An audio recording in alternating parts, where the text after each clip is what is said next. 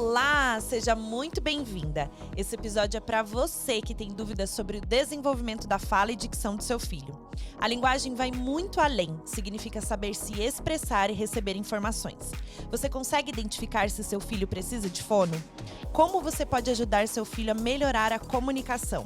Tratamentos, inclusão social, métodos lúdicos, habilidades, diagnósticos, socialização, expressão e articulação. Quando é preciso uma avaliação? Conheça seu filho, observe e identifique qual a real necessidade da procura de um profissional da fonoterapia. Aqui tem muita informação e orientação para você. Eu sou a Nanda Leite, mentora de mães. Esse é o Mãecast. Vem comigo!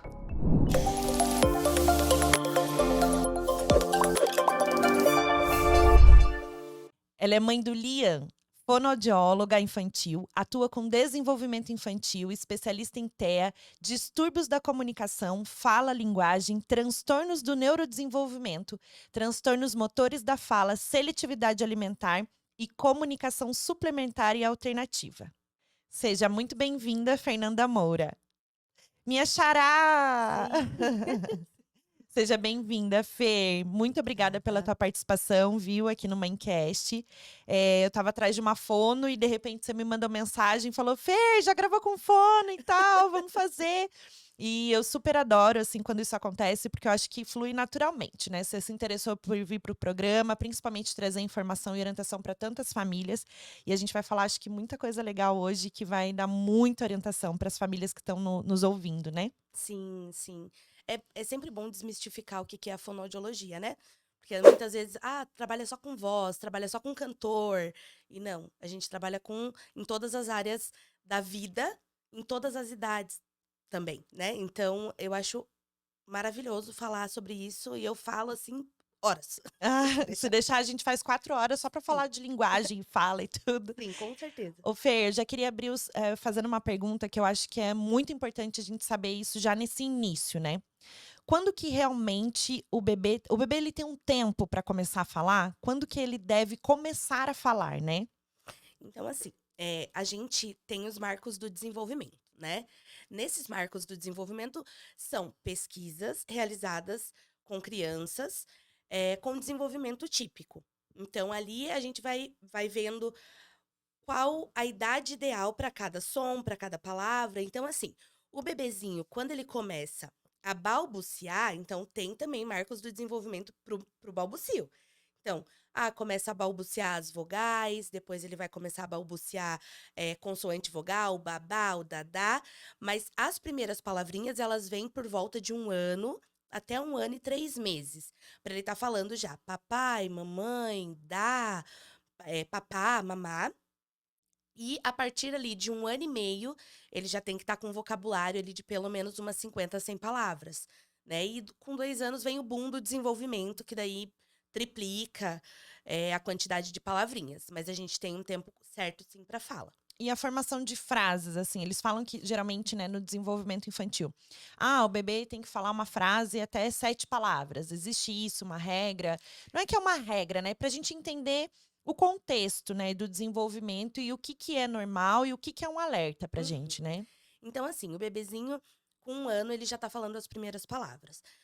Conforme o vocabulário dele vai aumentando, é automático essa formação de frases. Então, ele vai juntando as palavrinhas que ele tem, né? Com 1 ano e meio, essa criança já tem que estar formando frases simples, que a gente fala que são ali frases com 2 a 3 elementos. Então, me dá, vem brincar, quero esse, não quero.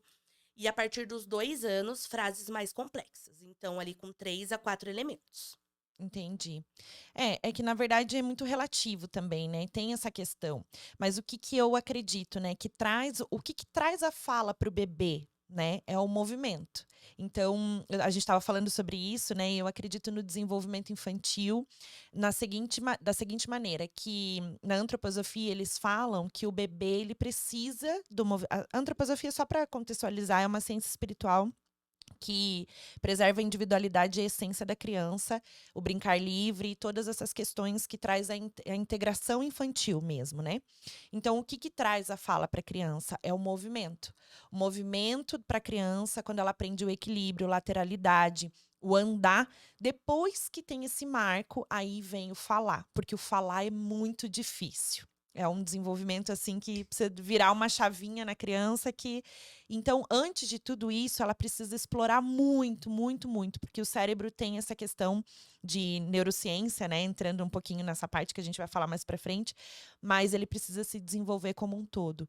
Então, o movimento traz isso, o equilíbrio da criança para depois a criança falar, Sim. né. É exatamente isso. Então, quando a gente fala de desenvolvimento infantil, principalmente desenvolvimento da fala, né? A gente, primeiro, a criança tem que ter a linguagem desenvolvida. Então, a criança vai desenvolver linguagem, vai desenvolver comunicação, a fala é a cerejinha do bolo. É a última coisa que vem, né? Justamente por isso, porque fala é um ato motor. Então, a criança precisa de uma maturação motora ampla de corpo para conseguir exercer essa fala, que é uma ação motora fina, né, para conseguir exercer essa fala com precisão. Então, assim, quando a gente fala de desenvolvimento de fala, a gente tem toda uma escada embaixo para ela chegar lá no topinho e colocar a cerejinha. A fala é sempre a cereja do bolo, é a última coisa que vem. Sim, muito legal, né, a gente saber e, assim, claro que tem crianças que a gente sabe que demoram um pouquinho mais, outras demoram um pouquinho menos, né, tem toda essa parte, né, dos pais, dos estímulos, tudo que a gente precisa entender. O que que é o fonoaudiólogo? Ele vem da área da medicina mesmo? Então, a fonoaudiologia não é uma área da medicina.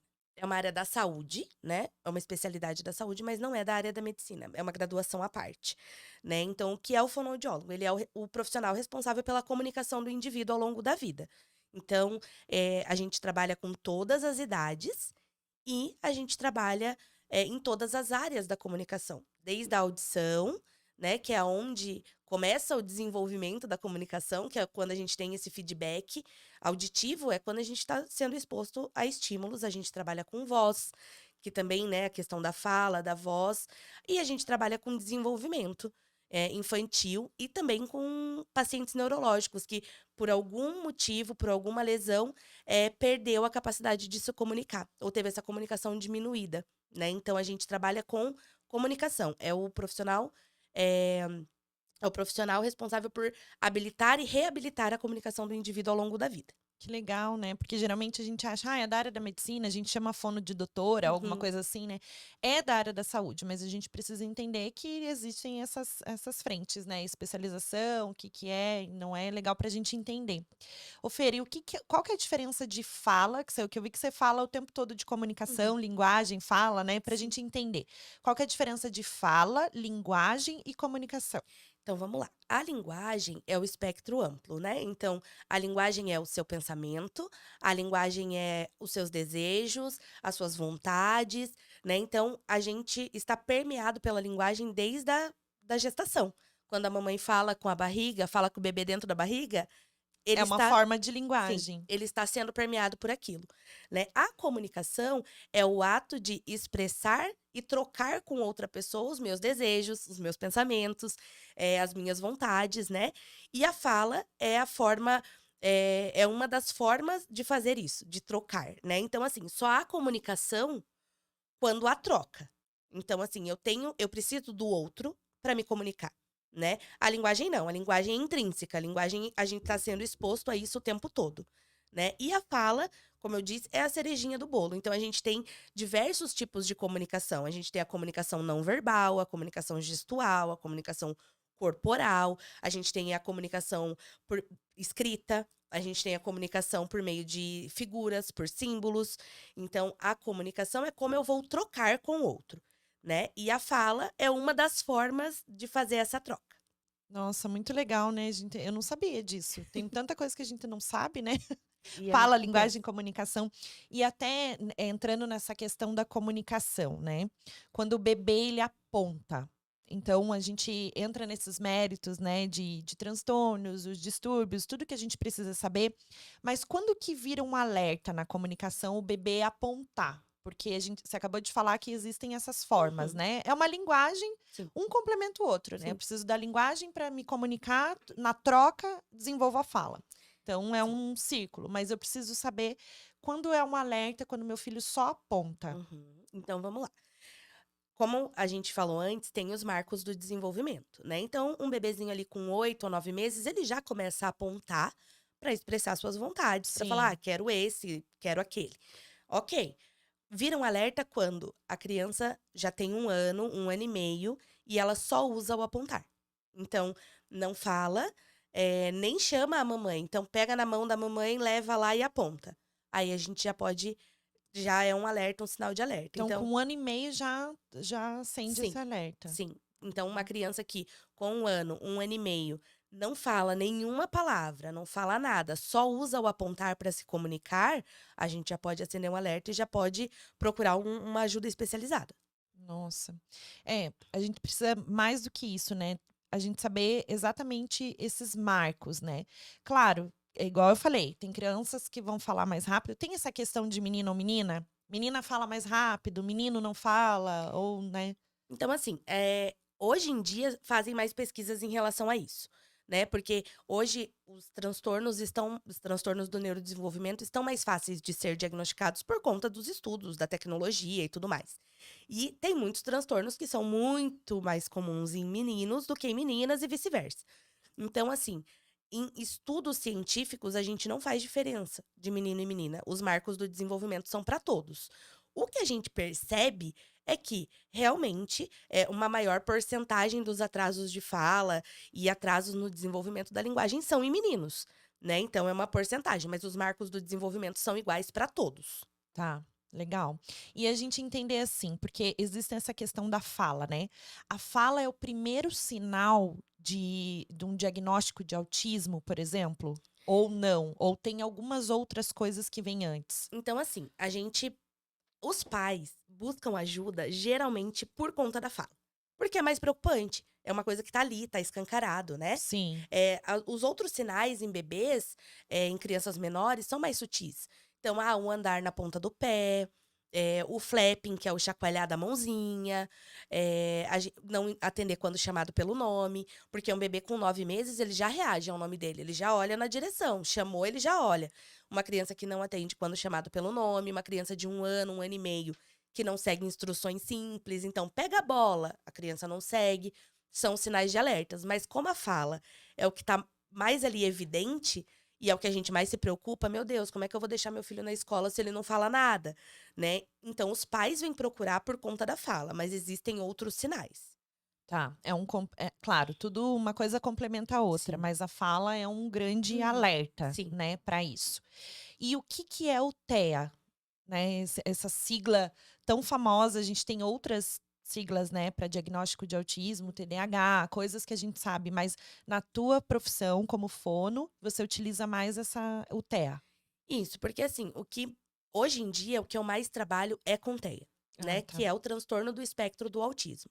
Então, é um transtorno do neurodesenvolvimento, onde a criança tem um conjunto de características para a gente conseguir diagnosticar, né? E a principal característica do TEA é a dificuldade na socialização. Com isso, um atraso de fala, com isso, um atraso no desenvolvimento dessa comunicação, né? Então, o TDAH é um outro transtorno do desenvolvimento, que é o transtorno do déficit de atenção e hiperatividade. Então, é diferente, podem coexistir. Então, um pode ser comorbidade do outro, tá? Mas o transtorno do espectro do autismo hoje é mais falado porque estudos recentes mostram que 1 a cada 30 crianças vai ter o diagnóstico. Então, Nossa, é muito, né. muito mesmo. Uhum, muito. E hoje falam muito sobre isso, porque hoje está mais fácil o diagnóstico, né. Então não é que o autismo está na moda, não é que todo mundo é autista, é porque hoje o diagnóstico está mais fácil, né. Então, características que antes passavam batido, digamos assim, hoje a gente Uhum. consegue diagnosticar com mais facilidade. É, você falou uma coisa muito importante que, né, sobre o TDAH, por exemplo, déficit de atenção, né? Então, a gente tem algumas questões também que eu gosto de trazer para os atendimentos, né, com relação a desenvolvimento infantil. As crianças, elas têm a sua individualidade e essência e elas têm essa parte do desenvolvimento como a gente chama de tipos constitucionais, tá? Então, geralmente, quando a gente entende que essa criança ela não tem um bom ritmo dentro de casa, um ambiente familiar que tem muita briga, né? Muitas coisas que interferem no ambiente da criança, um sono inadequado, uma alimentação inadequada, uma seletividade alimentar intensa, tudo isso que faz parte da integração infantil faz com que a criança tenha outros tipos de comportamento. E nem sempre essa criança é autista. Então a gente precisa separar, porque eu considero, vou falar de mim, tá? Eu era uma criança extremamente imperativa e não conseguia ficar parada dentro da sala de aula. Eu terminava a minha tarefa antes para poder incomodar todo mundo dentro da sala. Não parava um minuto sentada, o professor tinha que chamar minha mãe várias vezes. Era insano. Mas por quê? Porque eu tinha, né, eu poderia até ser diagnosticada com déficit de atenção, porque a professora estava falando, se caísse uma bolinha na minha frente, eu já desvirtuava, eu não conseguia prestar atenção, eu prestava atenção na bolinha, queria saber o que, né, já queria pegar, já queria... Então, eu sempre fui essa criança ativa. Eu era oradora da turma, eu era representante, eu queria falar, eu queria fazer os poemas, tudo. Então, eu sempre fui muito agitada, muito essa criança. Mas hoje eu tendo essa consciência do desenvolvimento, dos marcos e o que as crianças precisam para esse olhar de observação, eu entendi que eu era uma criança cabeça grande, não só da cabeça mesmo, porque eu tenho uma cabeça grande, mas não só do formato da cabeça, mas da individualidade mesmo, da parte constitucional. Estudando sobre isso, eu entendi que existem as crianças cabeça pequena, que são as crianças mais observadoras, crianças que são mais em alerta com as coisas, e criança cabeça grande, que não presta atenção quando você está falando, que está o tempo todo correndo, o tempo todo com falta de concentração. Isso não tem a ver com TDAH, tem a ver com a individualidade da criança. E se essa criança tem um sono, uma alimentação, um ritmo adequado, ela vai se encaixar, isso vai diminuindo, ou ela vai manter isso, mas você está ajudando essa criança a equilibrar o sentir dela, porque não está só no motor, né? Ela só correr, ela só fazer. Tá? A gente precisa entender que precisa equilibrar o sentir da criança também. Assim como uma criança cabeça pequena que só pensa, pensa, pensa.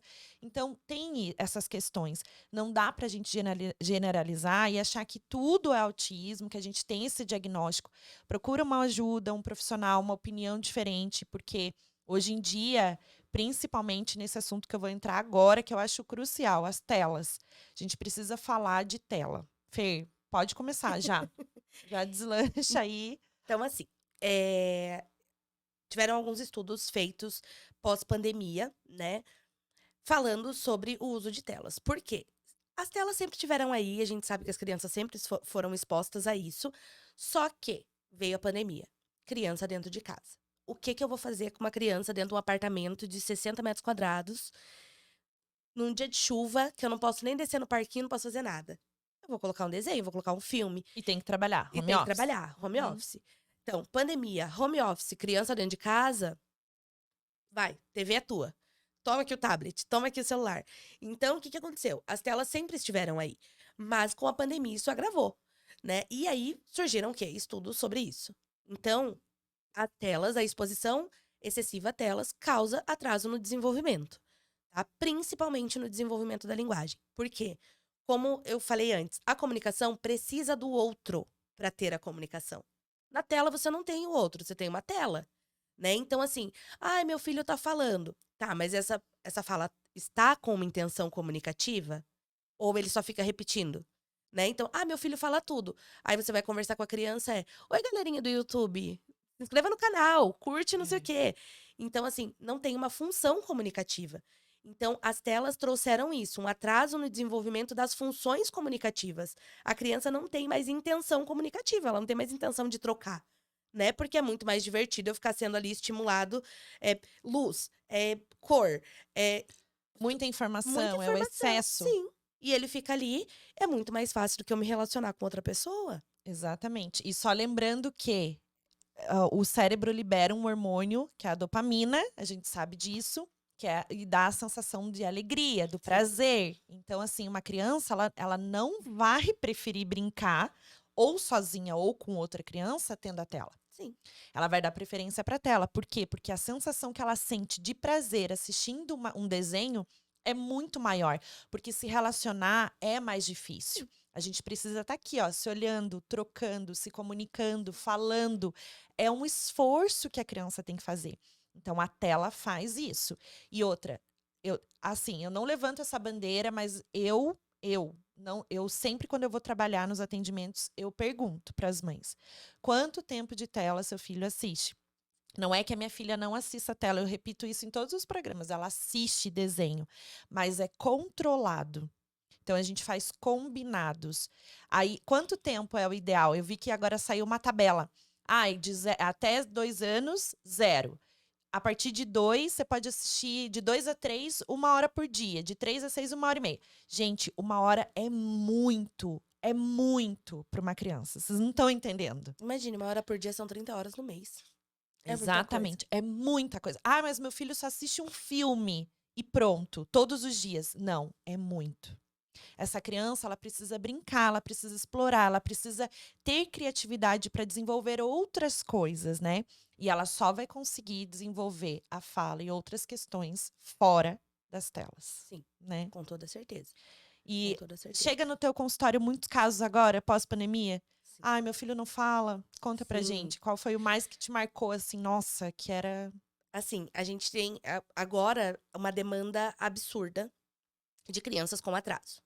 Então, chega ali crianças com 2 anos, 2 anos e meio, meu filho não fala, não fala nada, não fala nada. E realmente, quando a gente vai ver, porque assim, chega e fala, não fala nada. Aí quando você vai ali, mas ele fala papai, ele fala mamãe, ele fala. Então não fala nada, ele fala, né? Mas comparado aos marcos do desenvolvimento, está abaixo, ok. Mas eu tive um caso, pós-pandemia também, assim, não foi bem pós-pandemia, tava ali no meio da pandemia, mas daí voltaram os atendimentos com toda a segurança, então a gente marcava atendimentos ali a cada 2 horas para dar tempo de higienizar a sala inteira e tal. Sim. Chegou um caso pra mim de uma criança que realmente não falava nada. Nada. Era assim, eu brinco que não saía nem vento da boca dele, nada. E ele Ficava já só quietinho. só quietinho. E ele já tinha 3 anos e meio. Então, assim, 3 anos e meio, uma criança. E ele não falava nada, balbuciava muito, muito, muito, muito pouco. Então, assim, muito pouco mesmo. Só que a interação dele era boa, comunicação não verbal boa. Aí a gente, alerta. Mas não é TEA. Porque, né, quando a gente trabalha com isso, a gente já fica com o olhar meio treinado. Sim. Então, eu falo, não tem outras características de TEA, não tem outras características de nenhum outro transtorno. Aí a gente vai para um dos transtornos mais difíceis de diagnosticar, que é o transtorno do desenvolvimento da linguagem. Né? Então, existe esse transtorno, só que ele é difícil de diagnosticar porque ele tem que ser persistente. Então, tem que ter passado alguns anos e ele não pode ser comorbidade de nada. É ele purinho, sozinho. Então, é muito mais difícil de diagnosticar. E essa criança tinha um transtorno de desenvolvimento da linguagem e foi assim, 6 meses de terapia. Ele saiu do não falar nada para construir frase e contar história. Nossa. Foi assim. E aí a mãe veio falar: Fer, porque ele não tá tendo contato com outras crianças, porque não tá indo pra escolinha, tá tudo fechado, ele fica muito em frente às telas. A gente interage muito pouco com ele. Por quê? Porque estamos em home office, e em home office a gente trabalha o dobro, Sim. né? Porque tá o tempo inteiro ali. Então, quando orientei a família começou a seguir as orientações e ele vinha na terapia 2 vezes na semana, em 6 meses ele tava contando histórias. Ele ficou comigo 1 ano e meio, mais ou menos, porque, claro, tinham outras questões para adequar Sim. também, né? E a gente tem que correr atrás do tempo perdido. Então, ele ficou comigo 1 ano e meio, mas assim, em 6 meses a gente já viu uma mudança drástica. Puxa, que legal. Imagina a Nossa. transformação da família, né? Sim. Mas e os exercícios, Fer? Como é que é? Porque uma criança pequena, né? Como Sim. que é o exercício? Eu tenho curiosidade de saber. Então, assim, quando a gente fala de desenvolvimento de linguagem, a gente vai estabelecer objetivos. Geralmente, o mais comum os objetivos iniciais são aumentar o repertório verbal dessa criança, aumentar a quantidade de palavras que ela fala, principalmente de nomeação e de solicitação. Então, a gente, de uma forma lúdica, a gente vai criando situações no consultório durante a brincadeira. A gente vai criando situações no consultório onde a criança tem que falar as palavrinhas que a gente elenca ali com a família, né? Então, por exemplo, começamos com dá, mais, sim e não. Vamos trabalhar essas hoje na sessão de hoje.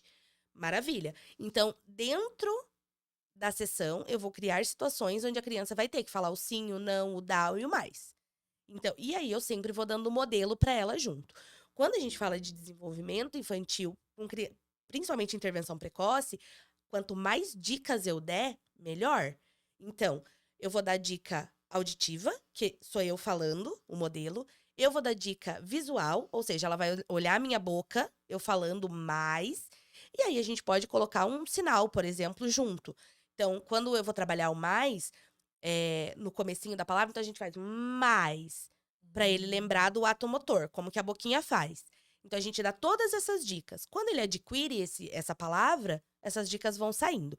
Exercício propriamente dito, a gente só passa quando a criança tem questões musculares. Então, tem uma hipotonia ali, bochecha molinha, língua molinha, lábio molinho. Daí a gente vai passar exercício, né? Daí vem os exercícios, estalar a É porque acho língua. que daí são crianças maiores. Por Sim. exemplo, troca das letras, né?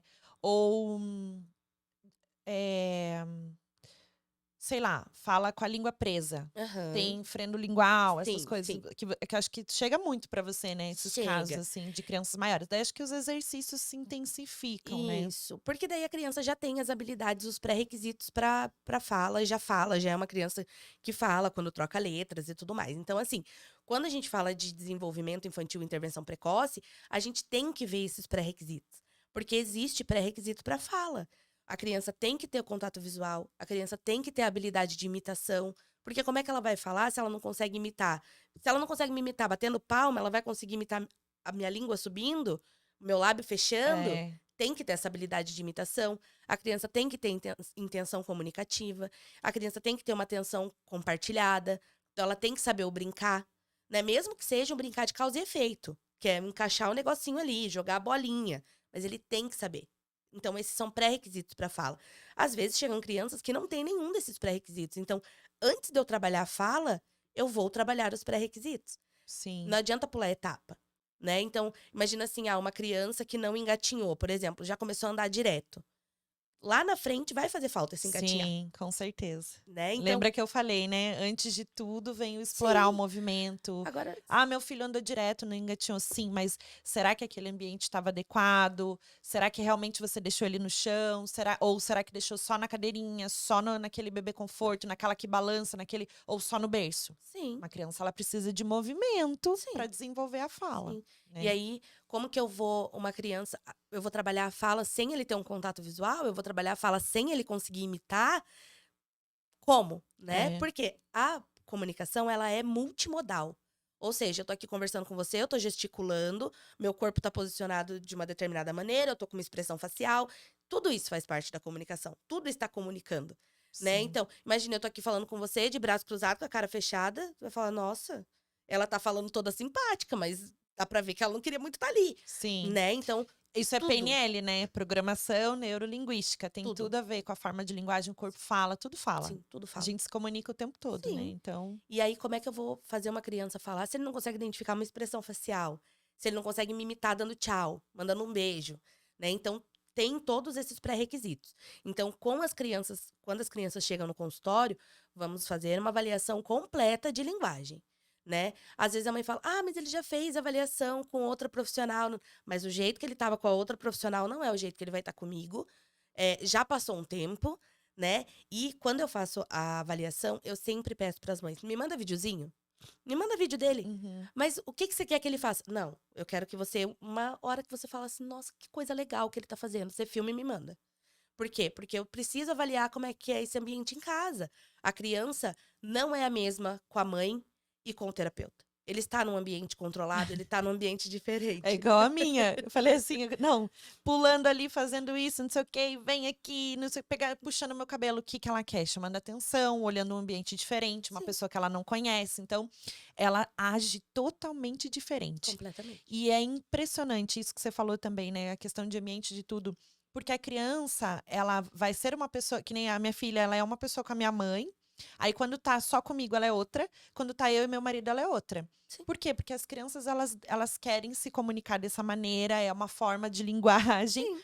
E a gente sabe que elas querem trocar, elas querem testar, elas querem ver qual é a situação daquele Sim. momento, né? Em tudo. E o ambiente faz toda a Sim, e diferença. vou te falar que o que que acontece? quando a criança tá ali querendo comunicar, ela ainda não tem essa noção temporal e essa noção social de que às vezes os adultos estão conversando, uma coisa que ela não vai entender. É, Então ela não tem essa percepção social e essa percepção temporal, que às vezes fala só um pouquinho. é. O pouquinho pra você pode ser 5 minutos, pra ela é 30 segundos. E às vezes ela passa até. Não é regredir, é como se ela quer chamar atenção, então ela faz comportamentos de uma criança de 1 ano. Sim, Por exemplo, ela já tem 3. Então ela fica ali, dá, desse jeito. Porque ela quer chamar atenção. Ela sim. quer fazer toda. Então, existe isso que você falou ai, faz um vídeo, né? O ambiente, né? Faz toda a Completamente, diferença. completamente. Então eu tenho mães que, eu na avaliação, faço avaliação, porque a minha avaliação é mais de observação, né? Então, eu procuro não intervir tanto, porque senão muda o resultado da avaliação, Sim. né? Então, aí a mãe fala, mas Fer, em casa ele faz isso, em casa ele faz aquilo. Tudo bem, em casa ele está no ambiente dele. Eu preciso que ele faça isso em todos os ambientes. Por exemplo, atender pelo nome. Mas eu chamo, ele atende. Mas eu chamei, ele não atendeu. A professora chama, ele não atende. Ele tem que ter isso generalizado em todos os ambientes, né? Então, é importante a avaliação de observação, porque eu vou ver como ele é em casa, como ele é comigo, como ele é na escola. Tem crianças, por exemplo, igual você falou, crianças mais introvertidas, mais observadoras. Aí fica ali. Demora para criar um vínculo. Quando cria um vínculo, vai. Só que daí na escola não faz. Então, no 1 para 1 ali, tranquilo. Antes de eu dar alta, o que eu tenho que fazer? Ele está fazendo isso em todos os ambientes? Se ele vai na casa da vovó, ele faz. Se ele vai na casa da tia, ele faz. E se ele tá na escola com uma professora nova, ele faz. Então eu tenho que ver em todos os ambientes, né? Porque muitas vezes, a criança comigo tá fazendo, eu dou alta. Aí, dali 2, 3 meses, volta. Fer, mas ele não tá fazendo na escola. Fer, mas a professora falou que não tá indo. E aí? É. Né? Então, antes de dar Nossa. alta, eu preciso ver tudo isso. Por isso que o fono faz acompanhamento parental, faz acompanhamento escolar. Então, assim, a nossa sessão não é só no consultório. É É tudo, tudo. tudo. Então, é integrar a criança, Sim, né? Para tudo que a gente precisa, porque senão totalmente. e o foco não é o resultado, é o processo, é quanto a criança vai evoluir para aquela palavrinha que você tá dando para ela, não é? Então é com muita paciência, não adianta, tem que, né, fazer esse trabalho e tem que ter muito amor, né, Fer? Ah, eu amo o que eu Porque faço. exatamente, porque assim, lidar com criança, com pais, é isso. Tem que ter muita paciência, é com amor, não dá para fazer de qualquer jeito, Sim. né? Tem vários profissionais que, né, eu sempre conto aqui, que não praticam essa empatia, né? Muitas vezes com a mãe, com o pai. Teve uma médica que falou: Ó, faz teu papel de mãe que eu faço o meu de médica, porque eu sou a mãe, eu era a mãe do Google. Então eu já chegava com tudo pronto. Eu quero a guia disso, disso, disso, disso. Quero fazer o exame tal, tal, tal. Eu já chegava assim, isso aqui eu sou esse estilo de mãe. Sim. E a outra mãe que chega lá e que não fala nada, não sabe nada, e aí pega uma orientação da médica, faz e de repente dá uma outra coisa, entendeu? Então, existem vários tipos de pessoas. A gente tem que se colocar no lugar da pessoa, entender, ter esse olhar. Fala, não, essa mãe é um pouquinho mais assim, Sim. essa é mais assado. Então, vamos, né, A gente vai fazer adequar a isso. comunicação, de acordo com a mãe. Exatamente, Então, assim, exato. tem mães que precisam de acolhimento, chegam no consultório, Só querem ser sim. ouvidas, né? E aí é uma anamnese, uma entrevista inicial ali que duraria meia hora, dura 2. E tá tudo bem, É. né? Tem mães que já chegam e falam, ó, já fui nessa profissional, já me falaram isso, eu quero a sua opinião. Ok? Tem mães que chegam e falam, Fer, mas ele faz tudo, mas a escola mandou. Ah, mas fulano Porque mandou. às vezes na escola ele teve algum outro Sim, comportamento e precisou daquela sim. avaliação. Então, você vai adequar o seu tipo de comunicação ao tipo de pai que você está atendendo, né. Exatamente. É muito engraçado isso, né, quando a gente fala: "Ah, mas as famílias que eu atendo e tal", tem, claro, cada um é cada um, tem comunicações diferentes ali, né, mas é muito engraçado, porque todas as famílias, que chegam para mim, todas têm mais ou menos o mesmo perfil, assim, de comunicação, né. Então: "Ah, Fer, eu fui em tal profissional, não gostei muito porque não me senti acolhida, não me senti ouvida, não me senti, atendida ali, sabe. Eu não sabia o que estava acontecendo. Ele fez um tempo de fono, mas ela não me falava muita coisa e tal. Então, a maioria das famílias chegam pra mim nesse estilo, sabe. Então, elas querem ser ouvidas, querem ser É. acolhidas, querem saber o que tá acontecendo com o filho, sabe. Então a maioria delas, porque hoje eu atendo numa clínica e no consultório, né? Então, na clínica, são os padrões da clínica. No consultório, eu trago o pai pra dentro da sessão. Senta. Tanto é que no meu consultório não tem nem recepção. É tudo junto. É uma salona grande. Então, ali nessa sala tem o espaço da recepção, tem uma panificadora do lado. Você quer ir lá tomar um cafezinho? Ótimo. Mas se você quer ficar aqui e ver a sessão, tem poltrona, senta aí, fica à vontade, sabe? Sim. Claro, como a gente falou, é importante a criança ter um momento sozinho com o terapeuta. Então, você assiste ali, fazemos 4 sessões no mês. Você assiste 3, uma você vai lá tomar um café. Pra gente ver se muda o comportamento, né? Se eu percebi, não muda o comportamento, tanto faz o pai tá dentro da sala ou não, eu deixo a critério dos pais. Se eu vejo que tá atrapalhando, aí eu falo pro pai, vamos deixar ele sozinho hoje pra Sim, gente pra ver? ver como que vai ser. Aham. Mas assim, é uma questão de você ir É olhando, o olhar, É. é. sabe? Então, eu senti que quando os pais estão dentro da sala, ele muda muito o comportamento. É. Então, eu vou pedir pra esses pais saírem. Eu vi que com os pais dentro da sala não faz muita diferença. Então, ok. Eu vi que com os pais dentro da sala, essa criança responde muito melhor. Então, os pais vão ficar todas as sessões dentro da sala, né? E a gente vê muito isso também. Que nem, principalmente crianças com transtorno do neurodesenvolvimento. Principalmente TEA, né? Principalmente crianças autistas. Os pais levam em tanta terapia. Essa criança faz tanta terapia que quando ele tá ali comigo, o pai só quer ir tomar um cafezinho. Eu só quero dar uma respirada, tomar um café. Então vai. Vai, ele tá aqui, ele tá dentro do consultório, tá tudo fechado. Aqui ele tá seguro, é um ambiente Sim, terapêutico. Então, é terapêutico pra você ir ali tomar um café? Então vai.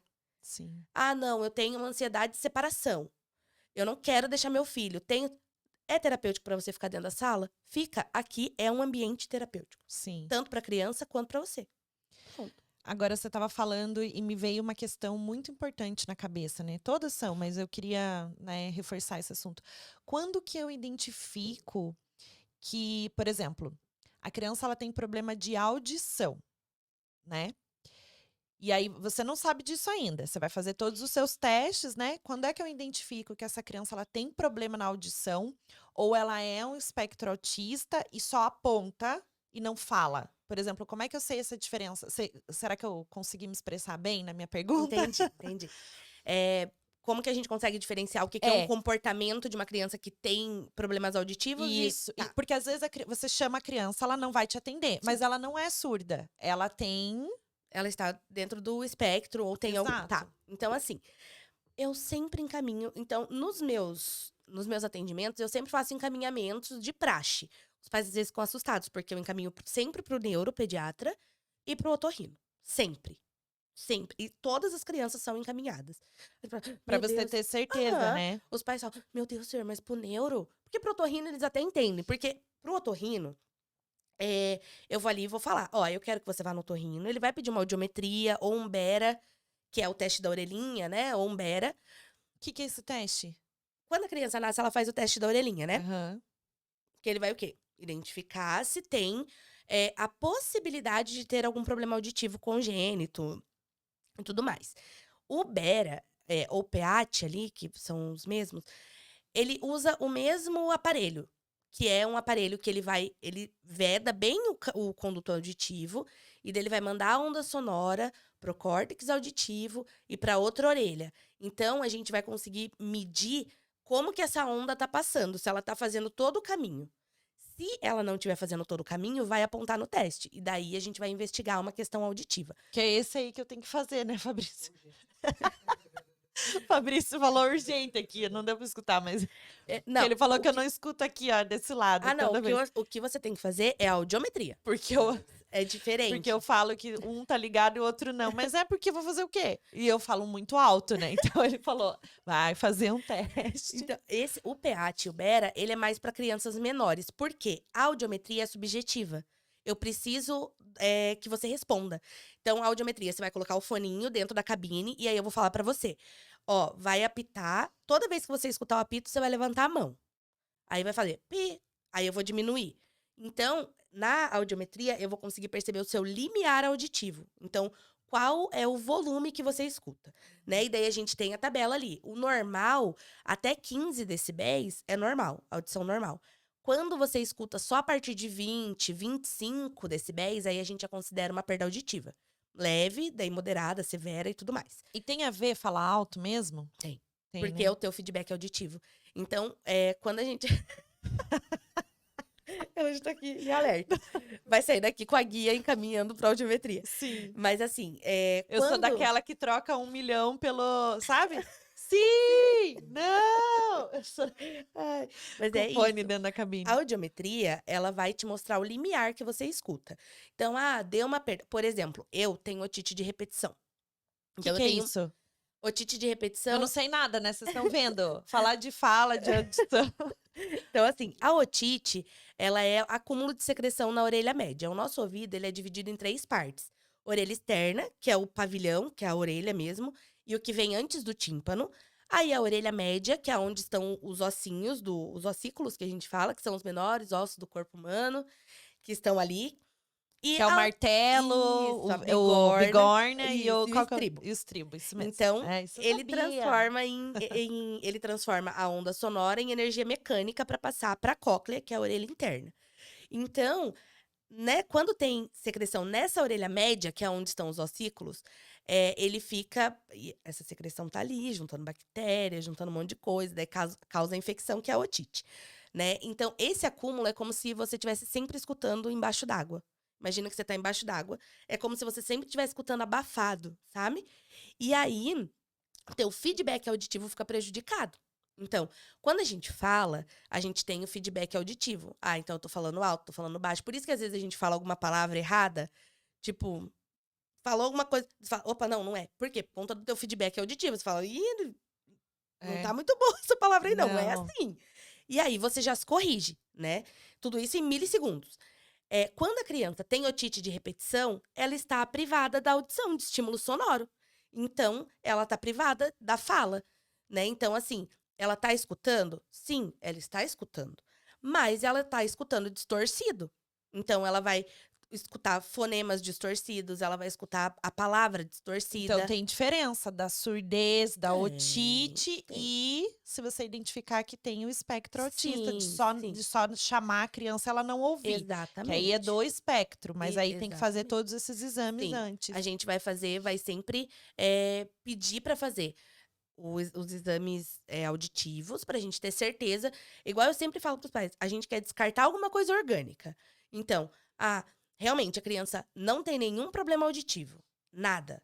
Tá tudo ok com a audição. Aí a gente vai pensar em outras coisas. Aí foi no neuro.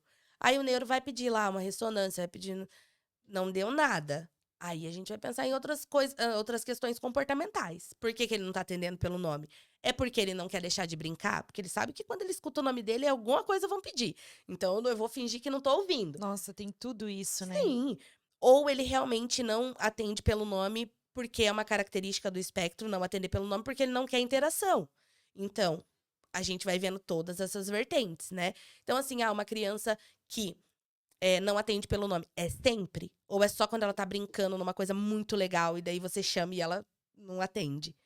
Ou é toda hora? Mesmo se ela estiver aqui olhando pro nada, você chamar ela não vai te atender. Então, tudo isso a gente tem que avaliar, né? É por isso que eu sempre Mas mando a pro outro. otite, só voltando um Uhum. pouquinho, tem uma causa, por exemplo, de limpar muito, empurrar, porque às vezes a mãe, né, tem que fazer essa limpeza que você falou. Sim. E aí é de limpar demais, é de empurrar com o cotonete, é da água, o que que é? Tem uma A, causa? a otite, sim. A otite é acúmulo de secreção. Tudo aqui, na gente, seios nasais, aqui, é tudo junto. Tá tudo ali meio ligado. Então, Sim. quando a criança tem muita secreção em seios nasais, então, pode ser por sinusite, pode ser por processo alérgico. Então, essa secreção pode ir para o ouvido e acumular, né? Ou bactérias também. Acontece esse acúmulo de líquido no ouvido. Ela vai ali fazendo esse líquido, digamos assim. A questão do cotonete, por favor, não passem cotonete. Por quê? Você vai empurrar a cera pra dentro. Nem aquele que tem a pontinha maior? Uh-uh. Ai, Deus. Eu Não, passo cotonete na minha filha, gente. não, sem cotonete. O Não, mas cotonete. só na bordinha Não, na aqui. bordinha sim. Não lá dentro, Não, né, lá filha? dentro não. Aquele que tem que é maiorzinha a pontinha, eu Uhum. coloco e só passandinho Sim, ao redor. Não isso. empurra e Não, nem força lá não. dentro. Porque assim, quando eu comecei a trabalhar, logo que eu me formei, eu trabalhava com aparelho auditivo, não trabalhava com criança. Trabalhava com Agora aparelho em mim auditivo. só falta. Olha lá. Só falta furar tímpano com cotonete. Pronto, Enfim, descobrimos. porque é muito gostoso, né? Isso Dá que eu uma ia falar agora. sensação, passar cotonete. Chegava os pacientes lá, falava, ai, doutora, não tô ouvindo, nananã.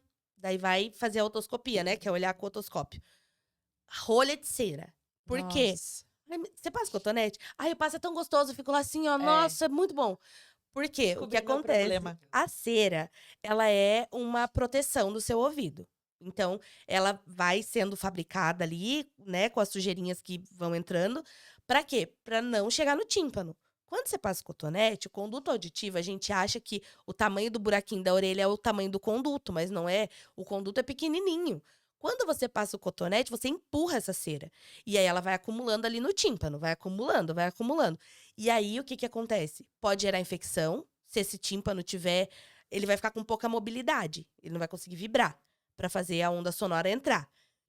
Aí, vai ficar ali com aquela secreção, e aí pode gerar infecção, porque também ali úmido, Nossa, né, já vi a acúmulo de galera bactéria. colocando aquele cano esquentar e sair aquele. Aham. Não, eu adoro ver esses vídeos, esses negócios de tirar cera, de tirar espinha, essas coisas. Ah, já Nossa, fiz, sou já tirei muita viciada. cera. E aí, o que que acontece? Eu Faz a ficava olhando a rolha. galera Faz, tirar. faz rolha de cera, rolha de cera. E aí você também fica privado do feedback auditivo, né? Então, tudo isso causa alteração. Nossa, muita coisa, né? Então tem que ter esse acompanhamento, esse olhar. É, sim. Vamos, nem tudo é autismo, a gente Não. precisa avaliar. E Sim. depois diante, ai, não tem otite, não tem problema de audio, não, fez o teste de audiometria, Aham. não tem, né? De surdez. Não tem, foi no otorrino, foi no neuro, descartou. Continua com problema na fala, não consegue atender aos chamados, né? Mas foram feitos outros testes e não foi identificado o TEA, Sim. então pode ser a tela, pode ser o ambiente, pode ser. Então tem Sim. outras questões, né? Tem Sim. que ter esse olhar Sim. mesmo. E aí pode ser um transtorno do desenvolvimento da linguagem. Ou pode ser única e exclusivamente falta de estímulo. Então, vamos entrar nessa questão? Vamos. Como que os pais ajudam em casa as crianças? Qual que é o estímulo que eu tenho que oferecer para o meu filho? Para ele falar. Começou a falar. Primeiro, tirar a tela. Primeiro tirar. Primeiro, tirar a Pelo tela. amor de Deus. Tá? Não, esse assunto é muito polêmico. Porque, ai, não.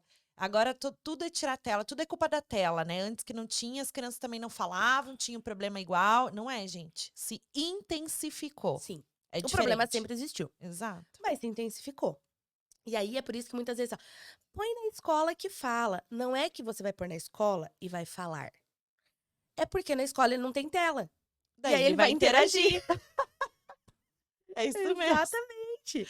A gente Então, precisa colocar essa criança para interagir, pelo amor de sim. Deus. Então, assim, o que eu sempre oriento os pais, as famílias, né?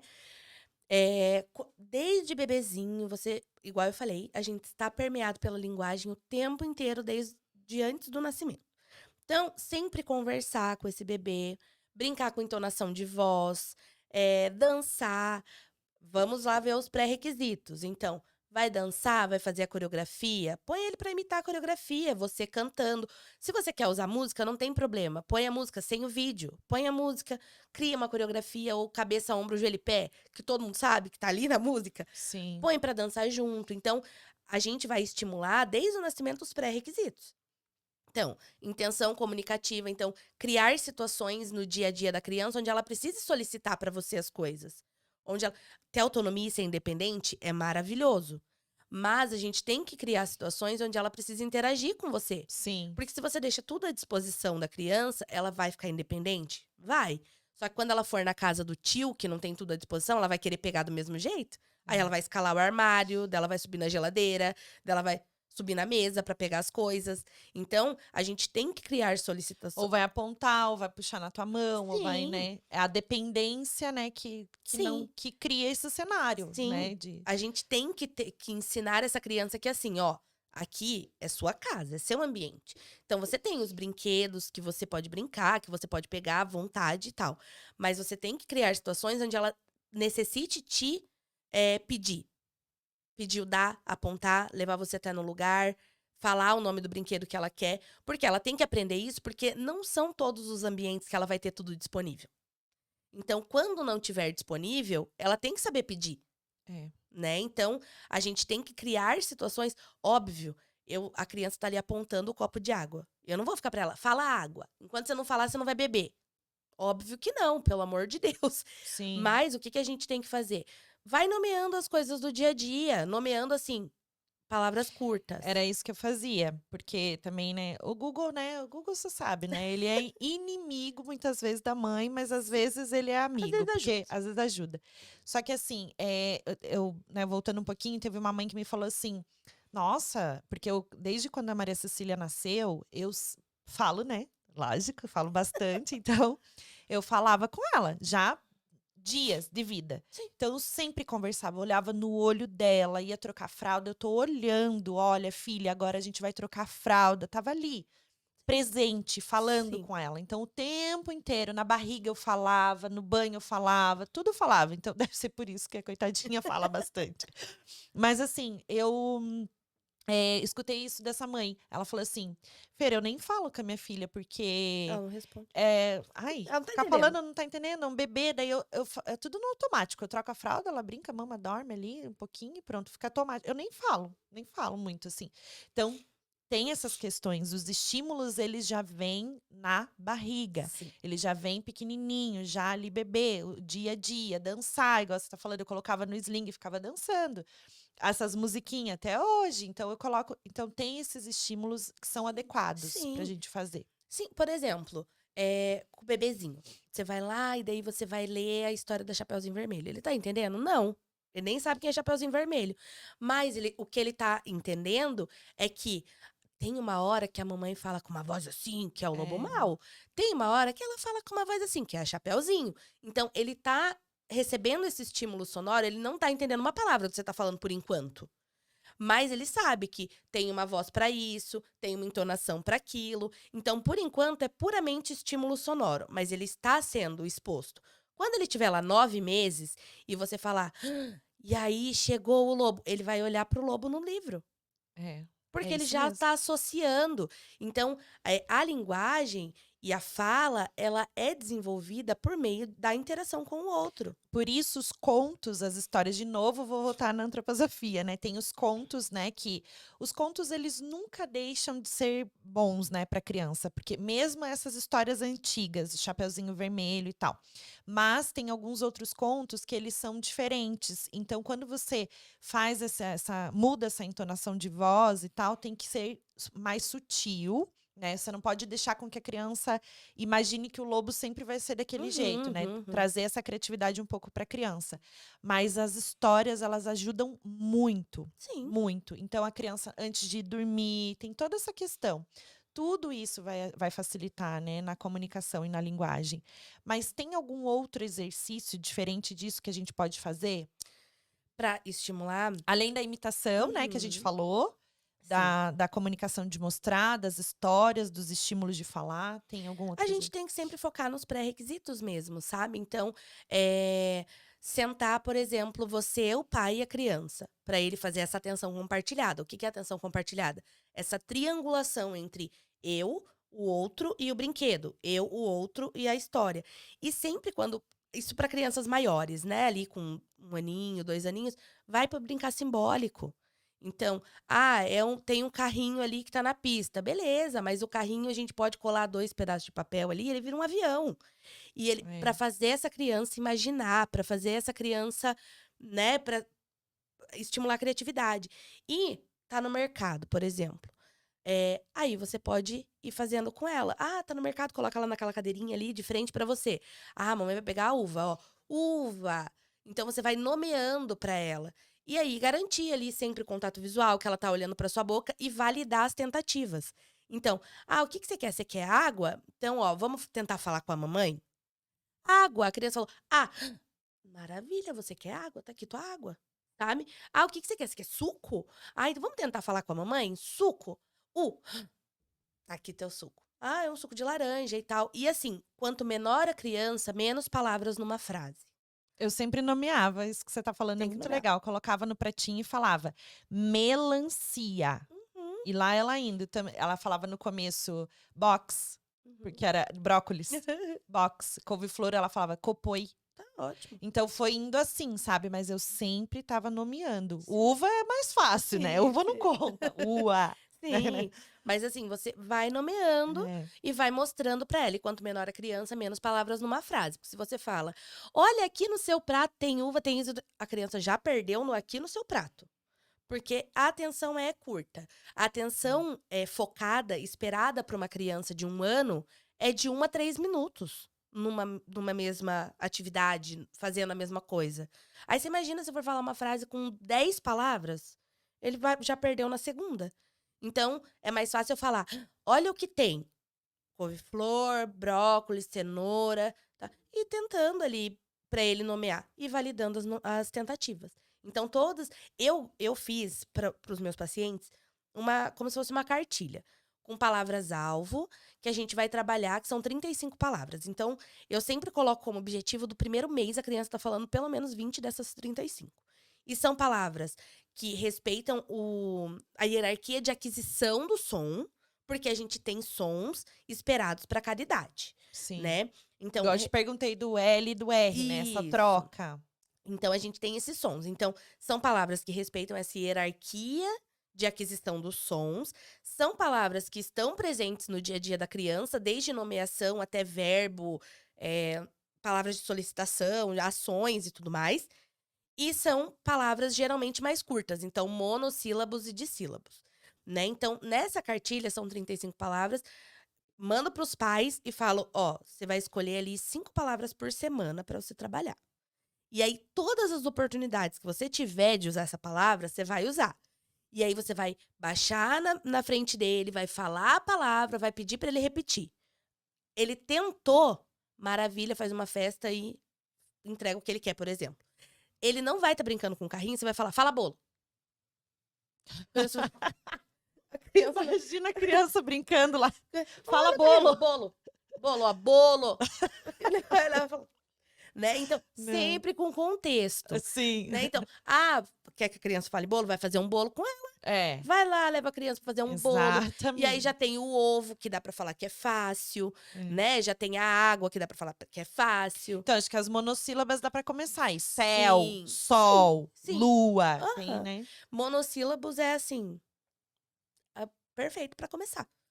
Então, sim, não, dá, céu, sol, pé, mão. Então, os monossílabos são os primeiros, assim. Sim. Né? Porque também a gente tem essa hierarquia. A criança começa falando monossílabos. O que ele falava pra. Igual você falou, pro brócolis? Box. Box. Uhum. É uma, né? É. Então, começa assim, e daí ela vai aumentando. Conforme o repertório de fonemas dela vai aumentando a quantidade de sílabas numa palavra. Conforme o repertório dela de palavras vai aumentando a quantidade de palavras numa frase.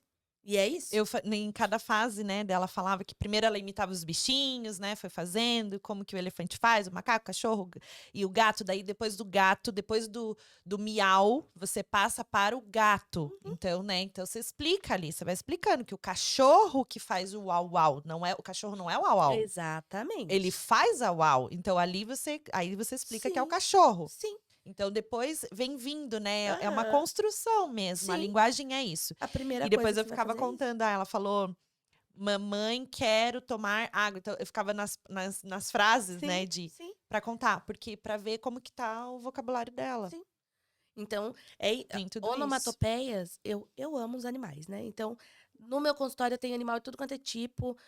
Tem miniatura, tem grande, tem pequeno, tem de pelúcia, tem de plástico. Onomatopeia. Onomatopeias. É um método São sons. de sons de... São sons. de animais. Aham. Animais, não só de animais, onomatopeias são sons do ambiente. Então, o carro faz bibi. Que O caminhão legal. faz vrum. A moto faz... Não sei como é que faz a moto, mas... Né? Aí o cachorro faz au-au, o gato faz miau. Essas são as onomatopeias. Né? Então, trabalhar a onomatopeia é maravilhoso, porque minimamente ela vai conseguir nomear. Né? Então, ela viu o carro, bibi.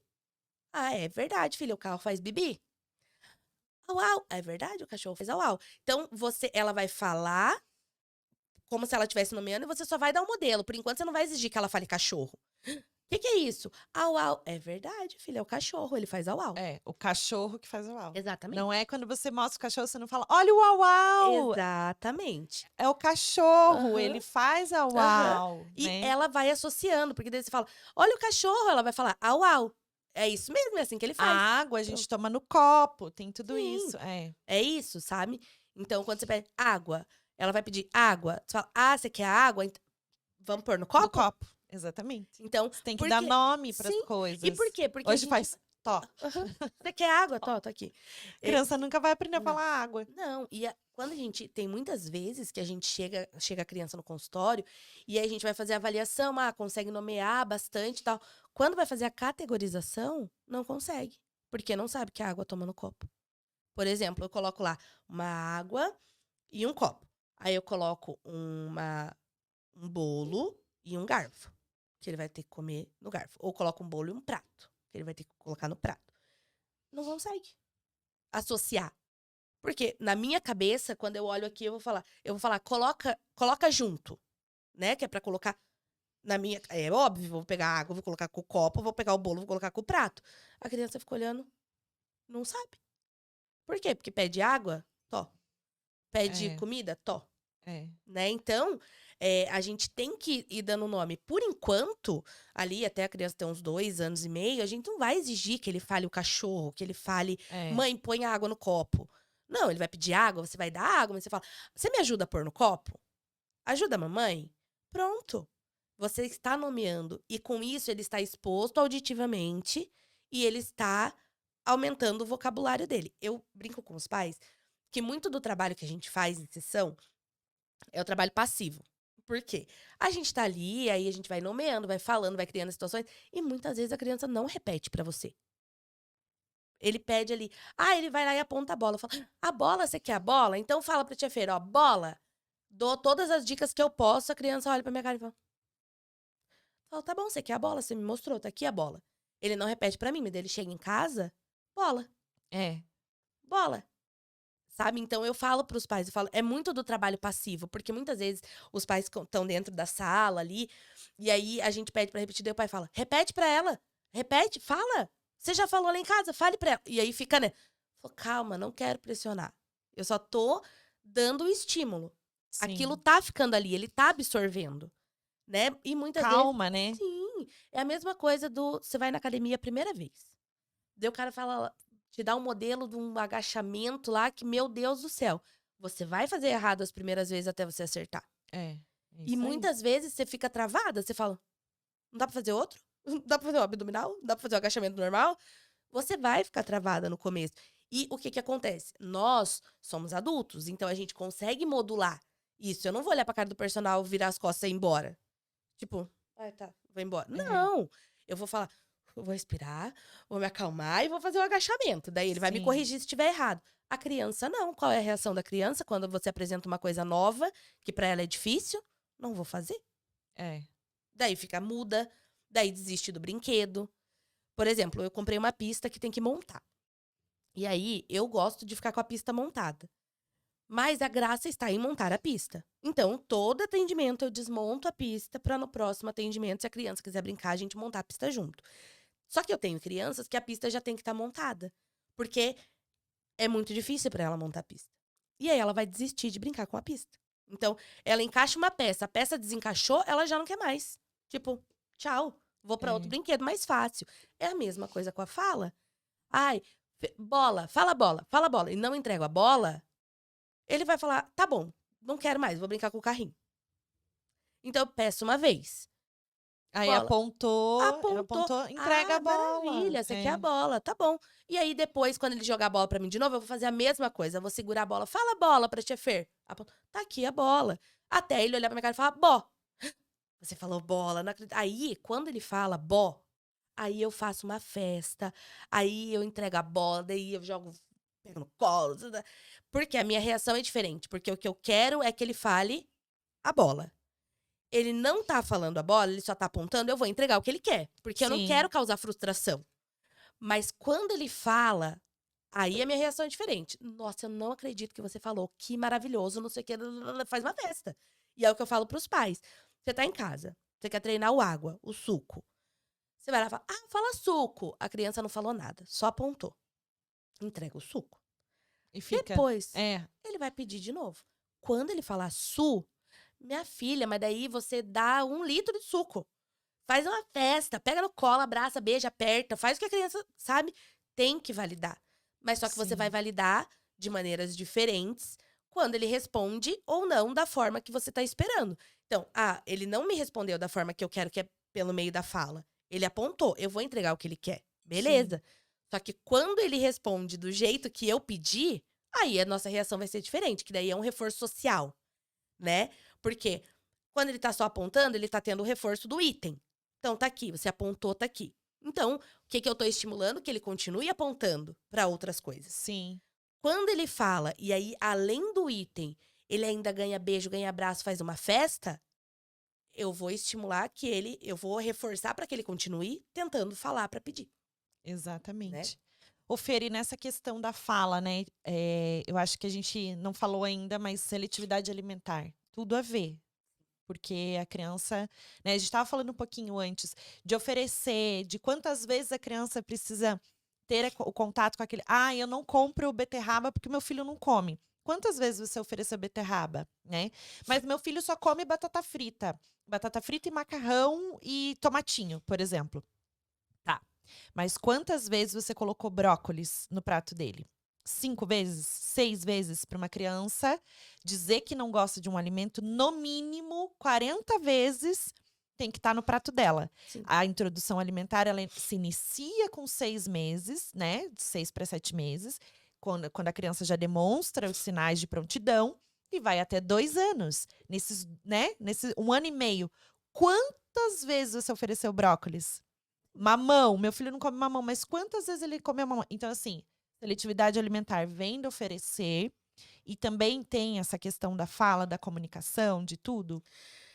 A seletividade alimentar, hoje em dia vem se falando mais nisso, porque antes era só frescura, né? Hoje vem se falando mais seletividade alimentar, só que daí a criança não come 3, 4 alimentos, daí todo mundo já acha que é seletivo. E não é, não é. Uma criança que tem seletividade alimentar, ela tem um grupo muito restrito de alimentos que ela come. Muito restrito, tipo menos de 30 alimentos. Para eu falar que uma criança é seletiva, eu vou fazer um inventário de todos os alimentos que ela come, e aí eu vou colocar num papel mesmo, listinha. E aí eu vou contar. E aí, quando a gente vai fazer a avaliação de seletividade alimentar, eu vou ver por que que ela não tá comendo. Tem uma padronização nessa alimentação ou não? Tem. Sempre a mesma É coisa. sempre a mesma coisa. Tem crianças que padronizam a comida por cor. Só come comida amarela. Só come comida em tons pastéis. Só come comida clara. Ou é por textura, só come crocante, só come pastoso, só come, É. né? Então a gente vai fazer essa padronização. Mas pra gente falar em seletividade alimentar, primeiro eu tenho que ver quantas vezes foram oferecidos esses alimentos para criança. E ele tem que ter um grupo muito pequeno, restrito mesmo, de alimentos. Então, são crianças que excluem grupos inteiros de alimentos. Não come nada de carboidrato, não come nada de verdura, nada de fruta, nada de legume, né? E então, o que a gente vê muito hoje é recusa alimentar. Então, por falta de apresentação, a criança se recusa a comer. Aí é uma recusa alimentar. A gente consegue trabalhar mais fácil. É uma criança que vai evoluir muito, muito mais rápido, desde que ela seja apresentada aquele alimento. E a gente tem uma escalada do comer. Então, antes da criança efetivamente comer, ela tem que tolerar estar perto do alimento, ela tem que cheirar, ela tem que manusear, ela tem que experimentar e aí ela vai comer. E para eu falar que a criança come aquele alimento, ela tem que aceitar pelo menos 80% das vezes que eu oferecer. Né? Porque tem dias que você não tá afim. Tem dias que você olha lá, eu amo brócolis. Mas tem dia que eu olho brócolis e falo, não tô muito afim. E tá tudo bem. Ou a criança comeu, foi exposta, nossa, meu filho não come brócolis. Mas eu, né, já apresentei 1 milhão de vezes. Ok, ele não gosta de brócolis. É porque existe, não é uma técnica, né? É um recurso para você iniciar isso. Ah, meu Sim. filho só come macarrão, tomate e batata frita. Então tá. Então você vai colocar o que ele come, mas vai colocar um alimento que ele não está comendo. Exatamente. E no outro dia a mesma coisa. Vai Exatamente. repetindo, repete, coloca, porque ele precisa ver. Uma hora ele vai tocar. Sim. E aí pode ser que ele experimente, goste e comece a ver sempre no prato. Sim. E aí É você isso. tira o tomate e deixa o brócolis. Sim. Aí você coloca outra coisa no lugar, cenoura. Ah, mas ele não vai comer. Mas tem que estar no Tá ali, prato. tá ali. Sim. Exatamente. O que a gente fala muito, eu converso muito com as mães, que às vezes, meu filho é seletivo. Mas você vai ver, tem um grupo grande de alimentos, ele come 50, 60 alimentos. Tá, então ele não tá comendo o que você quer que ele coma. Então, pera. Então, vamos juntas ver aqui qual que é o maior padrão da alimentação. O maior padrão da alimentação dele é que ele gosta de coisas crocantes. Beleza. Então, vamos oferecer, por exemplo, um chips de cenoura, que é crocante, mas a cenoura é um alimento que ele não come. Então, a gente vê a padronização e a gente oferece um alimento novo numa textura que ele come. Ou, por exemplo, só come comida clara, comida em tons pastéis. Então, vamos oferecer um purê de batata? Vamos oferecer um arroz com uma forma diferente, com um negocinho, uma batatinha, uma coisa que a gente usa o padrão da criança alimentar para oferecer alimentos novos. Então, primeiro, eu vou oferecer alimentos dentro do padrão que ela já apresenta, né? E a gente tem muita criança também que apresenta uma rigidez cognitiva para isso, É. né? Então, é o famoso não tô comendo porque tenho medo do novo. É. Tenho medo do novo. Não quero experimentar. Então, o que que a gente vai fazer? Vai pegar os alimentos que a criança já come E colocar junto. e apresentar junto com outra textura. Só come batata frita do McDonald's. Tá bom? Então, a gente vai apresentar para ele uma batata frita na air fryer em casa. Então, a gente trabalha com alimento que ele já come em outras formas. Porque tem crianças que realmente são muito seletivas e são muito rígidas com isso. Só como macarrão de tal marca feito de tal jeito. É. Então, a gente vai fazer o macarrão de tal marca de outro jeito. Ou a gente vai fazer o macarrão do mesmo jeito, só que de outra marca. Então, a gente, junto com a família, a gente vai conseguir verificar o que é melhor. A minha filha, ela não gostava de comer purê quando era menorzinha, porque a textura realmente é muito, blá, né? Eca mesmo, assim, de comer no começo, né? Sim. Da introdução. Até o, como é que chama? Me fugiu a palavra agora, quando a criança tem reflexo de gag aqui, que daí Sim. tem que, a língua, o reflexo começa na ponta, aí vai empurrando para trás. Então, até ela adquirir isso, o que que acontece? A textura do purê fica aqui na ponta, aí vai na goela, entendeu? Uhum. Não é legal. Sim. Então, assim, eu olhando isso, eu tava entendendo o que que ela tava passando. Então, eu oferecia mais alimentos que ela pudesse morder, mas que ficasse macio. Então, eu fiz a participativa, BLW e também colher. Então, eu fiz de tudo para que eu pudesse apresentar os alimentos para ela. E ela tinha essa dificuldade com essa textura, de purê, de Sim. coisa assim, mais, né? De mastigar mesmo ali com a boquinha. Então, o que que eu fiz? Comecei a apresentar a batata de outras formas. Então, ela não comia batata, porque daí tinha no purê, o que que eu fiz? Cozinhava, também não ia, porque daí o quadradinho da batata tem que fazer esse movimento, também não ia. Aí eu comecei a assar ela no forno quadradinha, depois em palito. Então, assim foi indo, assando no próprio forno. E aí ela gostou dessa maneira. Então, hoje ela come assim. Depois eu voltei com o purê. Sim. Então aí comecei a oferecer tudo de novo, fui indo. Hoje ela voltou a comer o purê. Então, assim, é um processo. Não adianta a gente querer que a criança coma aquilo ali, a criança. Ou dá só o que ela quer. Não, ela tem que ter essa diversidade. Meu filho só come ovo. Ele não come carne moída. Mas por que que ele não come carne moída? Porque tem alguma textura que ele não está acostumado. Então, vamos fazer a carne moída em formato de bolinho, de quibe, para pegar na mão? Coloca no macarrão misturadinho? O que que dá para fazer? Tem milhões de coisas. Dá trabalho? Dá. Tudo dá trabalho. Tudo cansa. Tudo deixa a gente, ai meu Deus, quanta informação, o que que eu faço agora? Tenta fazer, dentro do seu possível, o que que dá para fazer naquele momento, né? Hoje eu só consigo cozinhar brócolis e cenoura, tá bom. Não é para fazer os 5 grupos alimentares, 5 cores no prato, refeição fresca toda hora, não vou congelar, eu vou fazer. Sim. Não, é o que dá. Não é pra Mas ficar não escravo, né? dá para negligenciar. Meu filho não come nada, tem seletividade alimentar, tem isso, tem aquilo, e tá bom, eu só dou o que ele gosta. Não, daí não. Às vezes a gente tem questões sensoriais também É. pra criança da seletividade. Então, a criança não aceita a textura pastosa nem na mão, nem no pé. Exatamente. Como que eu vou enfiar na boca? É. Não dá. É. Então, a gente tem o trabalho com a seletividade alimentar é bem multidisciplinar mesmo. Então, uma psico, uma TO é essencial. junto. Porque as questões sensoriais, quem vai identificar é a terapeuta ocupacional, É. não é a fono. Eu vou trabalhar com a seletividade alimentar, mas o meu trabalho específico é por questões orais. Então, é uma criança que não mastiga, ela não gosta dessa textura, por quê? Então, a gente sabe que tem casos, assim, gravíssimos, né, e também tem Sim. mas também tem de crianças que têm cardiopatia congênita, tem crianças que são autistas, que têm essa seletividade. Calma, a gente tá falando no geral, Sim, né, a isso. seletividade, mas a gente sabe que tem o pontual, Sim. que existem tratamentos, né, e tudo mais, Sim, não sim. O que a gente tá falando aqui no geral é que, assim, nem tudo é seletividade. Então, uma é. criança que come um grupo grande de comidas ali, de alimentos, provavelmente ela não é seletiva. Mas talvez ela tenha uma resistência a provar coisas novas. A gente consegue trabalhar isso também, né? Não É. tô falando que não conseguimos. Conseguimos, mas é de uma forma diferente do que uma criança, por exemplo, que come 3 alimentos.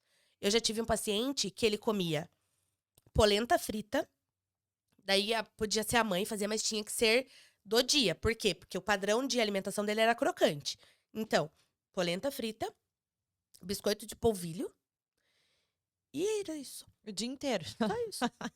Só isso que ele comia. Ai, meu pai. Então, aí, Ai, que difícil, sim, né, ser pai e mãe. A aí gente não quando vem você com vai ver. manual, a criança não, né, cada Sim. criança é E única. aí você vai ver e o desespero dessa mãe por conta do. Igual ela Imagina! falou, Fer, eu fico refém de. Eu tenho que fazer todo dia, no almoço e na janta, a polenta pra ele, porque tem que ser da hora, porque tem que estar crocante. Então ela fica refém disso. E as questões nutricionais. Então ela era uma criança que ficava sempre doente, porque tinha uma imunidade baixa. Era uma criança que estava sempre constipada. Então, vem outros problemas por conta disso. E Sim. aí a gente foi ver que era por quê?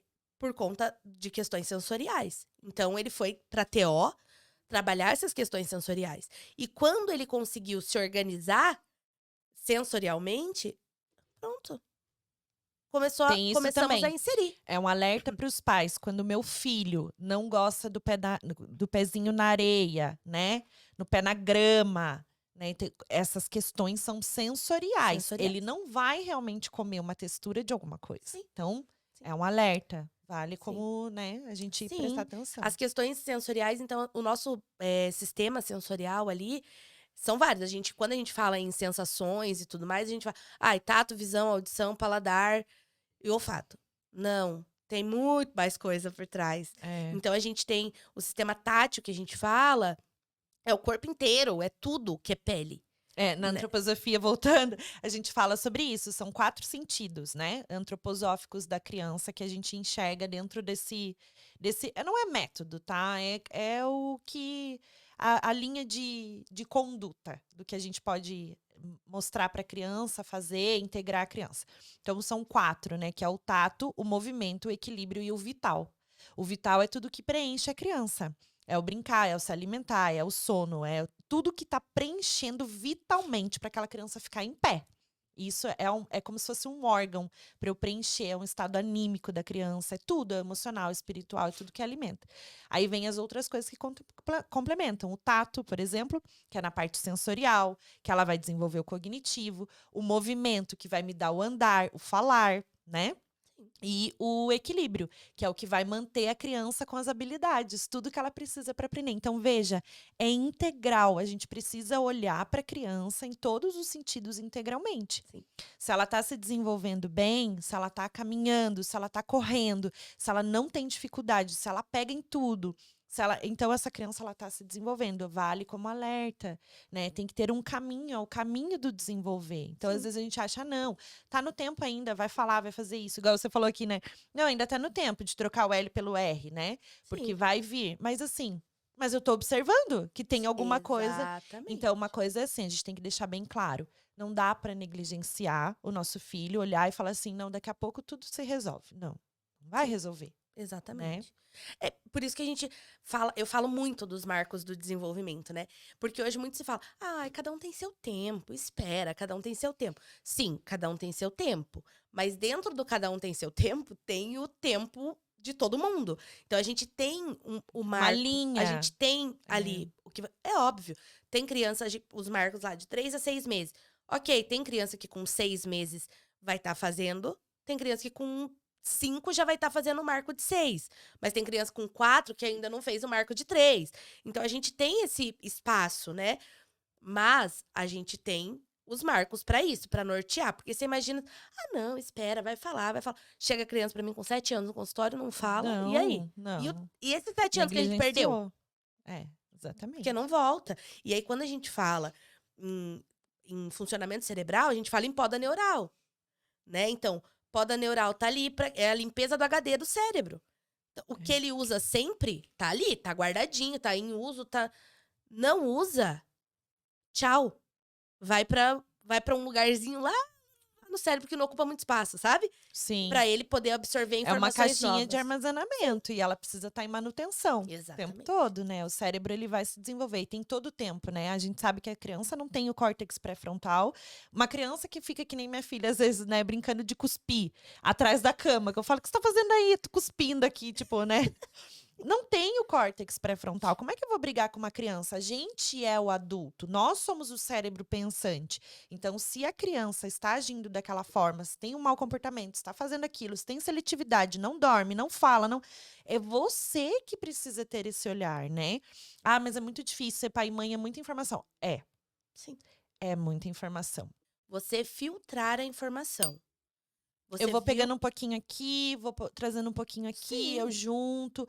Tem que ter força de vontade. As pessoas acham que, nossa, vai cair tudo do céu, eu vou fazer isso e tá tudo bem, meu filho vai indo. Não, não vai. A mudança tá em você. Começa em você. O reconhecimento já é a primeira mudança. Exatamente. Então, meu Eu filho vejo não muito isso. fala, procure uma fono, vai fazer fonoterapia, né? que fala? Fonoterapia. Então, a gente precisa ter esse olhar, né, Sim. Fer? Então, Sempre, assim, você pai, você não precisa saber todos os marcos do desenvolvimento. não. Mas você conviveu com a sua prima, você conviveu, né? Tem a avó. Se alguém mais velho olha pra você e fala: "Você não acha que o fulaninho tá demorando pra falar?" Porque essa pessoa já conviveu com um monte de criança. Então ela É. sabe mais ou menos. É óbvio. Tem crianças que fogem da curva, tem criança que com 10 meses, igual aquela menininha do Instagram, a Alice, Aham. que fala tudo de fora da curva. Ok. Tá fora dos marcos do desenvolvimento. Porque todo marco tem exceção. Mas o que a gente não pode é fazer a exceção virar regra. É. Porque se todo mundo esperar, vai chegar uma hora que vai virar regra. E aí a gente tá perdendo um tempão. Pra quê? É só você procurar ajuda. Eu, por exemplo, já chegou mães pra mim, bebezinho 1 ano e 2 meses, 1 ano e 3 meses. Ai, Fer, não fala nada, não fala nada, nananana. Cheguei, fiz a avaliação. Tudo certo. Ele está falando a quantidade de palavras que é o esperado. Porque ele não forma frases. Sim, porque não é o esperado para um bebê de 1 ano e 2 meses formar frases ainda. Calma. Vai, eu vou passar a orientação. Passa a orientação, então você vai fazer isso, isso, isso para estimular em casa. Vai... Ok, daqui 3 meses, quando ele fizer 1 ano e meio, você volta. Aí volta. Aí vou fazer a chamada de vídeo pra gente... Fer do céu. Desembestou a falar, não fica quieto mais. Pronto, ele só tava precisando de um pouquinho mais de estímulo que você conseguiu dar em casa. Porque eu penso muito assim, nunca na vida, não faz parte da minha conduta. Eu vou, se a criança não apresenta nada, eu vou atender só porque a mãe quer. Porque acontece. Não, eu tenho certeza, porque eu vi no Google, porque eu vi não sei aonde, porque eu vi no... Eu tenho certeza que ele tem o atraso. Vai fazer avaliação, protocolo validado, estudado por anos. O nosso olhar clínico, o nosso pensamento clínico. Não está com atraso. Não tá com atraso, sim. Qual que é o limite, Fer? Meu filho não fala, ele balbucia e fala algumas palavras e consegue se comunicar, né? Tem a comunicação, a linguagem, só que a fala ele não desenvolveu, não consegue trocar, né, com outras crianças. Então, o tempo limite de idade, né? Assim, o tempo limite para uma criança. Se ele fala algumas palavrinhas e tudo mais, 1 ano e meio, ele já tem que estar formando pequenas frases. Então, me dá, quer esse, não quer. Não precisa estar falando tudo certinho. Ai, quero água. Não. Quer água. É uma frase, é uma pequena frase. Olha, uau, uau. É uma pequena frase. Então, 1 ano e meio não está formando pequenas frases, ou fala muito pouco, só palavras isoladas e muito pouco, assim, abaixo de 50 palavras, procura ajuda. Tem 2 anos e não forma frases, procura ajuda. Então, 2 anos pra mim, assim, é o limite de uma criança não fala, não forma frases, 2 anos pra mim é o limite. Porque Ele já é se esperado. comunica, mas às vezes não consegue falar, Sim, né. Você tá entendendo o que a sim. criança tá querendo dizer, E mas é ele muito não isso. fala, é Sim, é diferente. muito isso, porque às vezes os pais esperam, porque mas eu tô entendendo, eu entendo tudo que ele fala. Tá, mas e os outros? Ele não vai viver com você pra sempre. Eu preciso que os outros entendam. Por É. quê? Uma criança que não fala agora, "Ah, mas o pai dele falou com 4 anos". Ok. Aí quando você vai ver a vida acadêmica do pai? Teve uma baita de uma dificuldade em alfabetização, em outras questões pedagógicas. Aí você vai ver a comunicação mesmo, a fala do pai é uma comunicação falha, é uma comunicação pouco assertiva, não tem um pensamento, um raciocínio lógico igual a gente está fazendo aqui. A gente um assunto puxa o outro, puxa o outro, puxa o outro. Ok. Quando é um falante tardio, que a gente fala, que são essas crianças que, mas ele começou a falar com 4 anos e falou tudo. Ok, mas a que custo? Daí vai É. ver, uma vida acadêmica difícil, é uma comunicação um pouco assertiva, daí você vai falar: "Nossa, mas ele falou, eu não entendi nada que ele falou". Ele falou todas as palavras corretamente, mas não tem um contexto, não tem uma linha de raciocínio, muda de um assunto para o outro. Sabe aquelas pessoas que você fala assim: "Meu Deus, ele acabou de falar um negócio sem pé nem cabeça, eu não entendi nada". É isso. Então se você vai puxar o histórico, teve dificuldade lá no desenvolvimento de fala e linguagem, sabe. Então tudo é o que a gente falou de não pular etapa. Se você É. pula etapa, vai fazer diferença lá na frente. Vai fazer. E eu já gravei um episódio aqui, com a Isa Isolani falando sobre o desenvolvimento do bebê e tem a abordagem Pickler, né, para os bebês, para esse olhar. E a gente falou sobre isso, sobre o desenvolvimento do bebê, você não colocar o bebê em posições que ele não está pronto, né. Então a gente antecipar tudo isso faz com que o bebê perca esse desenvolvimento no tempo que ele tem que fazer. Exatamente. E é aquilo que a gente falou, é uma construção, é um processo, tem que ir caminhando e vem vindo até ele, né, ter essa cabecinha, formar esse eu, essa Sim, criança que ele vai ser realmente. sim. Então é com É o paciência. sim, é o que eu falo muito isso para os pais. Falo: pra que você tá tentando adiantar umas coisas que não tem porquê?". É, Porque você tenta é isso que você falou, se você vai adiantando porque a gente é muita informação e a gente está exposto a tudo que é só o extraordinário. Só o extraordinário. É é. uma criança que tem 10 meses e fala tudo, é uma criança que tem 1 ano e meio e joga bola melhor que o Neymar, é uma criança gente, essas são crianças fora da curva. É. Calma, tudo tem o Né, minha tempo. mãe disse que eu andei com 9 meses, gente, eu não consigo acreditar. Sério, ela falou, mas assim, eu acredito na minha mãe, mas assim, né, Sim. olhando para a maioria das crianças, olhando até para minha filha, ela andou com 11, mas andou não, ela andou andando assim, né. Uhum.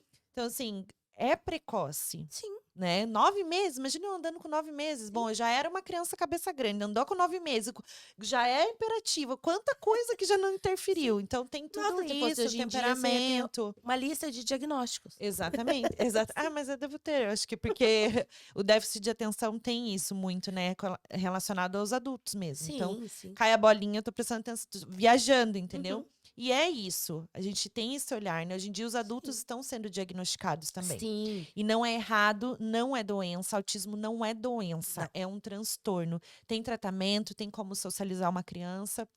A Sim. gente sabe do que fazer, né, de várias coisas em questão da integração infantil, os profissionais que acompanham. E o mais importante é a gente ter esse olhar, observar sempre em alerta nos marcos de desenvolvimento, trazendo isso para nossa vida sempre, porque Sim. pai e mãe é um eterno trabalho, contrato de 80, 90 anos que não muda e a gente precisa ajudar essas Sim. crianças integralmente em todas as questões, Sim. tudo. Sim. Preparar para o mundo mesmo, é responsabilidade, já não é mais questão de, né, de nada. Com Ai, certeza. Fer, quero continuar falando. Falando. Mas é porque fala fono, Fer Fono. Ó, gente, segue a Fer no arroba dela, maravilhosa. Fer Fono. É fácil, eu amei. Esse É nome facinho. curtinho, bem É facinho. facinho. Não tem como esquecer. Eu amei o nosso bate-papo. Eu acho que a gente, né, tem muitas questões para trazer de. Nossa, fala linguagem e comunicação. Só que não dá tempo, é Sim. muita coisa pra gente falar, né? Mas, Fer, te agradeço muito. Dá pra ver o quanto você gosta da tua profissão, o quanto você ama. E eu tenho certeza que no teu dia a dia, quantas famílias você transforma, né? Essas Ai, crianças que precisam de ajuda e tudo mais. Porque a gente sabe que hoje em dia é tão corrido, as mães, né? Tudo enlouquecida. Tem que levar meu filho nisso, nisso, nisso. sim, E o mais importante é a maneira com que você trata essas pessoas, né? A forma com que você coloca o teu trabalho com respeito, com humanização. Isso é o que mais importa. Muito obrigada, ai, viu? eu que agradeço, eu adorei o nosso papo. Queria fechar, ó. Maternidade é, Difícil. pra gente fechar. O que que é a maternidade pra você, Fer? Pra mim, a maternidade é um eterno aprendizado, sabe? É difícil, mas é sempre gratificante. Sempre. Sempre, sempre, sempre. Eu não consigo pensar de outra forma, sabe? É difícil, é trabalhoso, mas é sempre gratificante. Sim, a gente precisa transformar culpa em responsabilidade, sair do papel de vítima, sou mãe, cansada, exausta. Não. E trazer essa responsabilidade, assumir o protagonismo, o grande maternar da nossa vida, o despertar do maternar da nossa vida. O mais importante é a gente ter essa responsabilidade de quem a gente quer criar, deixar para o mundo. É o teu filho com a minha filha que vão caminhar para a Sim, próxima geração. Então a gente precisa ter em conjunto, né? Um conjunto, é a sociedade, a comunidade, todo mundo sim, tem responsabilidade sobre essa criança. sim, com certeza. Fer, obrigada! Ah, eu que agradeço o convite. Gente, e ó, siga a Fer lá na página de novo, Fer Fono, a gente vai deixar o arroba dela aqui. Eu amei estar aqui com ela, porque eu acho que a gente tem que trazer todos os profissionais para falar de todos os assuntos. Se você tem algum assunto que você quer ouvir aqui no Mindcast, trazer como informação e orientação, deixa aqui nos comentários, compartilha esse vídeo com alguém também que esteja precisando, né, saber sobre esses assuntos de fala, comunicação e linguagem. E segue a gente em todas as redes sociais. Um beijo. Fiquem com Deus. Obrigada, Fer. Ah, eu que Gratidão. agradeço. Obrigada. Beijo.